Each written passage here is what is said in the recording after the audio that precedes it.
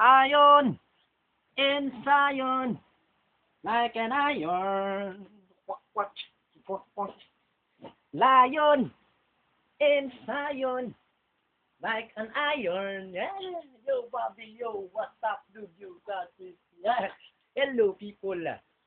People of the world watching my tube. This is Tata T in the house of, from the island of Cebu. Philippine, yo. Well, I'll tell you about the story about this man. A man is a legend. Bobby, yo.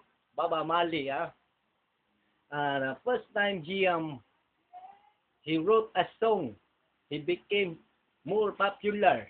Then he went on a tour, and then when he went in a tour, he go to the terminal. He went to the terminal to ride a plane.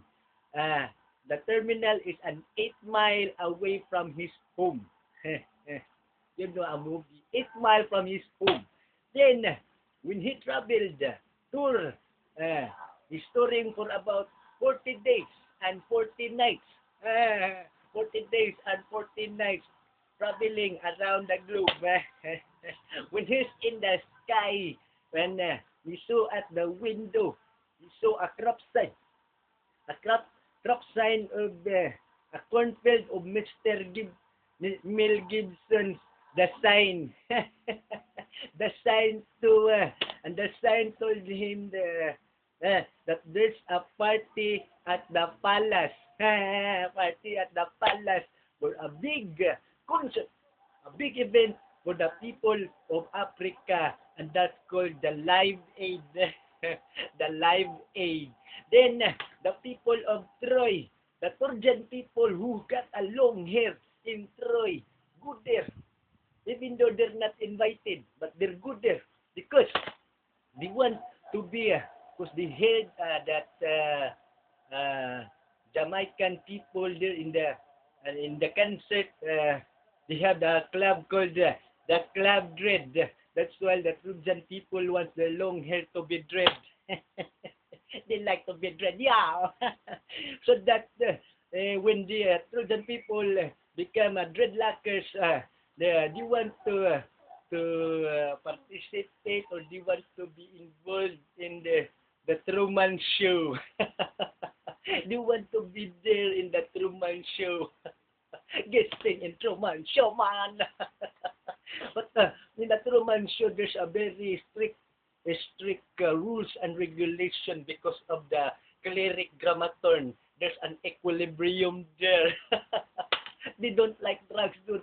That the smoking face of, because they like the drugs to be put on their neck. When Bob Marley comes down after that concert, and he gets the premonition on his mind, and so that after that he reached to his final destination. His premonition is that today the earth stands still because the day after tomorrow there will be a perfect storm. Yo, mana, yo, very cruel boy, Legalize it, legalize. Well, that's all, my friend. I hope you enjoy the show. That's the original coming from me, no script at all. It's only on my mind. You watching my YouTube. My last word is this. One love. Okay? My last word is this. Say no to drugs. Be in sport. Yeah.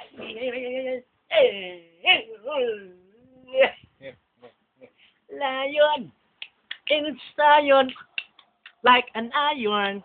Quack, quack, quack, quack, quack. Lion in Zion, like an iron. Quack, quack, quack, quack. Lion in Zion, like an iron. Yak, yak, quack.